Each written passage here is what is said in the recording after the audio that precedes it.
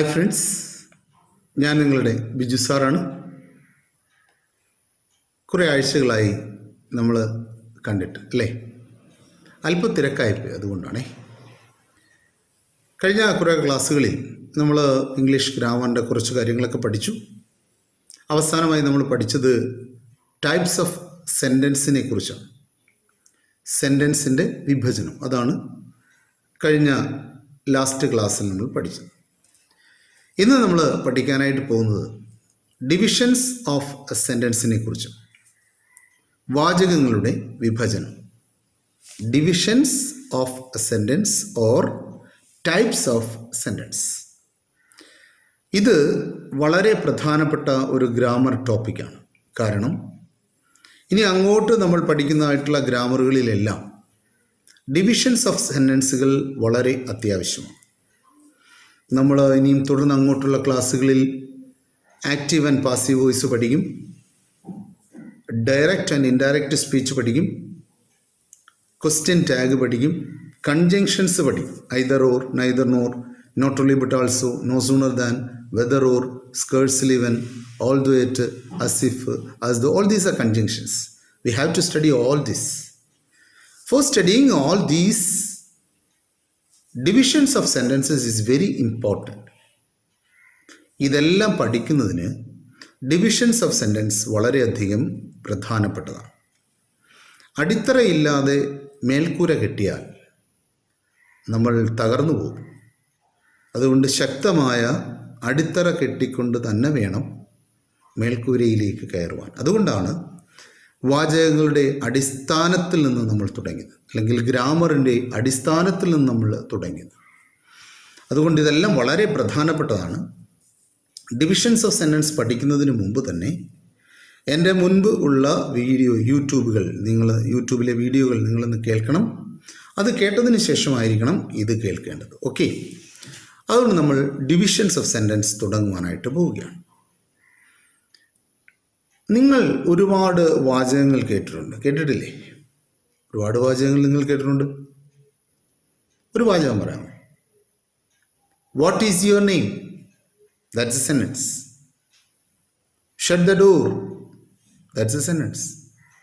Please give me a cup of water, it's also A sentence.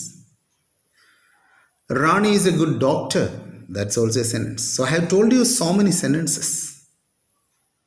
ഈ വാചകങ്ങളെല്ലാം നിങ്ങൾ കേട്ടിട്ട് ഇതെല്ലാം ഒരുപോലെ ഇരിക്കുന്നതായിട്ട് തോന്നുന്നുണ്ടോ? ഇല്ല, ഇതെല്ലാം വ്യത്യസ്തങ്ങളായിട്ടുള്ള വാചകങ്ങളാണ്.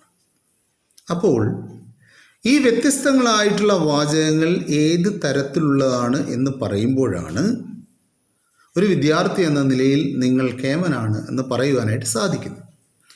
അതുകൊണ്ട് ഓരോ വാചകങ്ങൾ ഏതാണെന്ന് പറയുവാനുള്ള കഴിവ് നിങ്ങൾ ഉണ്ടാക്കിയെടുക്കുക. ഓക്കെ, അതുകൊണ്ട് നമുക്ക് ഓരോന്നോരോന്നായിട്ട് പഠിക്കാം. സോ ഞാനൊരു ചോദ്യം ചോദിക്കട്ടെ. വാചകങ്ങളെ പ്രധാനമായിട്ട് നമുക്ക് എത്ര ആയിട്ട് തിരിക്കാം? How many types of sentences are present? ആർക്കെങ്കിലും പറയാമോ?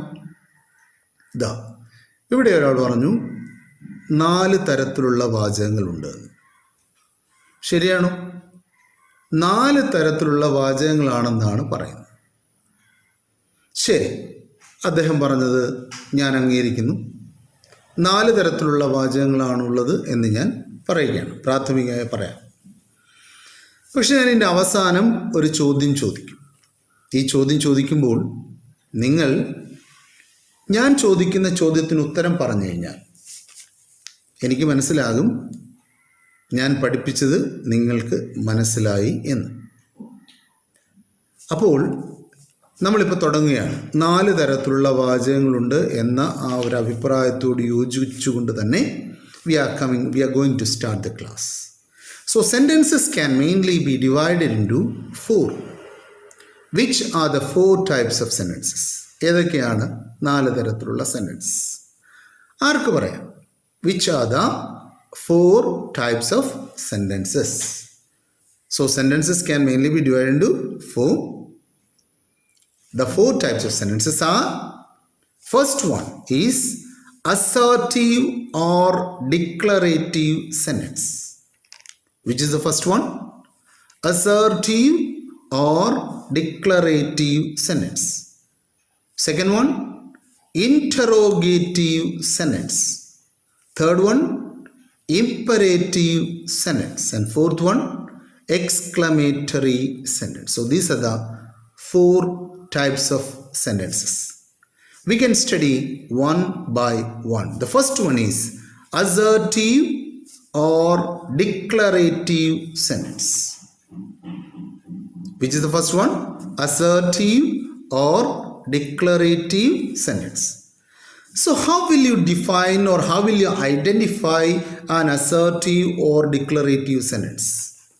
ഒരു അസർട്ടീവ് അല്ലെങ്കിൽ ഒരു ഡിക്ലറേറ്റീവ് സെൻറ്റൻസിനെ നമുക്ക് എങ്ങനെ ഐഡൻറ്റിഫൈ ചെയ്യുവാനായിട്ട് സാധിക്കും? അല്ലെങ്കിൽ എന്താണ് ഒരു അസർട്ടീവ് സെൻറ്റൻസ് എന്ന് പറയുന്നത്? അസർഷൻ എന്ന് നിങ്ങൾ കേട്ടിട്ടുണ്ടോ? ഡിക്ലറേഷൻ എന്ന് കേട്ടിട്ടുണ്ടോ? അസർഷൻ എന്നും ഡിക്ലറേഷൻ എന്നും ഒക്കെ പറഞ്ഞു കഴിഞ്ഞാൽ എന്താ അതിൻ്റെ അർത്ഥം? The meaning of that is statement. Assertion or declaration means statement. So, if a question is asked like this, what is an assertive sentence or define assertive sentence? You can say that assertive sentences are sentences which makes simple statements or facts. What is an assertive sentence? A sentence which makes simple statements or facts is called an assertive sentence. മനസ്സിലായോ? മനസ്സിലായില്ല? എന്താണ് assertive sentence എന്ന് പറഞ്ഞാൽ? ലഘുവായ പ്രസ്താവനകളെ, സത്യങ്ങളെ പ്രതിപാദിക്കുന്ന വാചകങ്ങളെ assertive sentence എന്ന് പറയാം. എന്താണ് അസർട്ടീവ് സെൻറ്റൻസ് എന്ന് പറഞ്ഞാൽ? ലഘുവായ പ്രസ്താവനകൾ, ലഘുവായ സത്യങ്ങൾ. അപ്പം ലഘുവായ, അപ്പം ഇതാണ് ഇതിൻ്റെ ഒരു കീവേഡ്. അസർട്ടീവ് എന്ന് കേൾക്കുമ്പോഴേ നിങ്ങളുടെ മനസ്സിലേക്ക് ഓടിയെത്തേണ്ട കീവേഡ് ഇതാണ്. എന്താണ്? Simple statements or facts. That's A keyword for finding assertive sentence. ഏതൊക്കെയാണ്? സിമ്പിൾ സ്റ്റേറ്റ്മെൻറ്റ്സ്, ലഘുവായ പ്രസ്താവനകൾ, സത്യങ്ങൾ. അതിനെ പ്രതിപാദിക്കുന്ന വാചകങ്ങളെയാണ് എന്തെന്ന് പറയുന്നത്? അസർട്ടീവ് സെൻറ്റൻസ് എന്ന് പറയുന്നത്. ഒരു ഉദാഹരണം പറയാമോ? Can anybody say an example for assertive sentence? Raju is a good boy. That's an assertive sentence. Why? Because that's a statement. Raju is a good boy. It's a simple statement. So Raju is a good boy is an assertive sentence.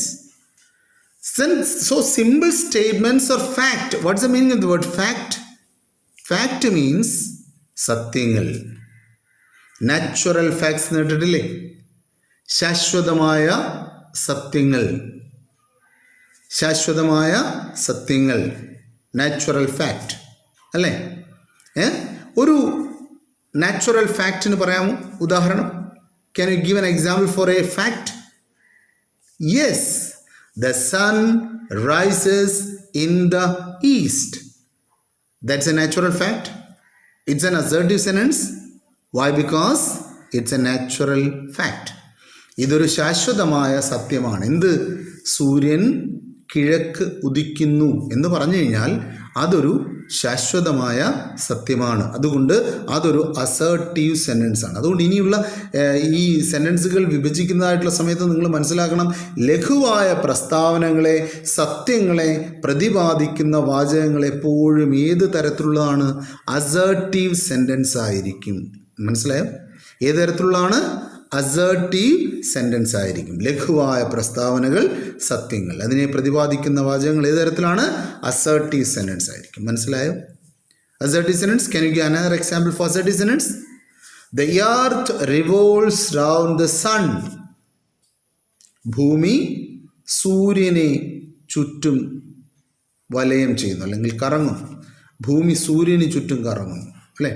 ഭൂമിയല്ലേ സൂര്യന് ചുറ്റും കറങ്ങുന്നത്? അപ്പോൾ that's an assertive sentence. The earth, it's a natural fact. So it's an assertive sentence. We can see a lot of examples for assertive sentence. There are a lot of examples for assertive sentence. The sun rises in the east. The earth revolves around the sun. Taj Mahal is a beautiful building. Rani is a good doctor. Ravi is an engineer. I am going to school. They are walking. they are playing. All these are assertive sentences. Why?